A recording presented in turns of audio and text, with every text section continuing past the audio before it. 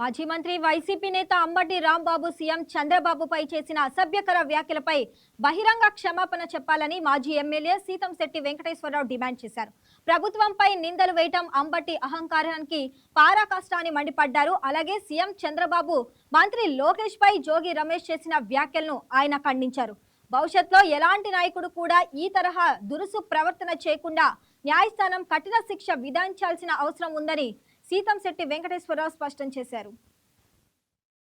ఇటీవల వైఎస్ఆర్సీపీ నాయకుడు మాజీ మంత్రివర్యులు అంబటి రాంబాబు గారు ఆంధ్రప్రదేశ్ ముఖ్యమంత్రి గౌరవనీయులు శ్రీ నారా చంద్రబాబు నాయుడుపై అసభ్య పదజాలంతో లాన పదంతో దూషించడం జరిగింది.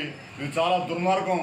ఒక ముఖ్యమంత్రి పదవిలో ఉన్న వ్యక్తిని ఆ పదాలను దూషించడం అంటే రాష్ట్ర ప్రజలందరినీ దూషించడం అవుతుందని చెప్పి నేను తెలియజేస్తా ఉన్నాను. బేషరతుగా బహిరంగ క్షమాపణ చెప్పాలి, లేదా ప్రభుత్వం చట్టపరమైన చర్యలు తీసుకోవాలని చెప్పి నేను తెలియజేస్తా ఉన్నాను. అదేవిధంగా జోగి రమేష్ గారు, ఆయన కూడా మాజీ మంత్రివర్యులే. ఆయన లోకేష్ గారి పైన, ఆయన ఐటీ శాఖ విద్యాశాఖ మంత్రివర్యులు, వారి పైన వారు ఇష్టానుసారంగా ఇటువంటి భాషా ప్రయోగాలు వాడడం అంటే ఎంతవరకు ధర్మం ఆలోచించండి.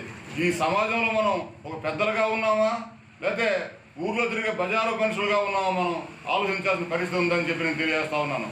కాబట్టి దయచేసి మీరు బహిరంగంగా బేషరతుగా నారా చంద్రబాబు నాయుడు గారికి లోకేష్ గారికి బహిరంగ క్షమాపణ చెప్పాలి, లేదంటే ప్రభుత్వం చట్టపరమైన చర్యలు తీసుకోవాలని చెప్పి నేను తెలియజేస్తా ఉన్నాను.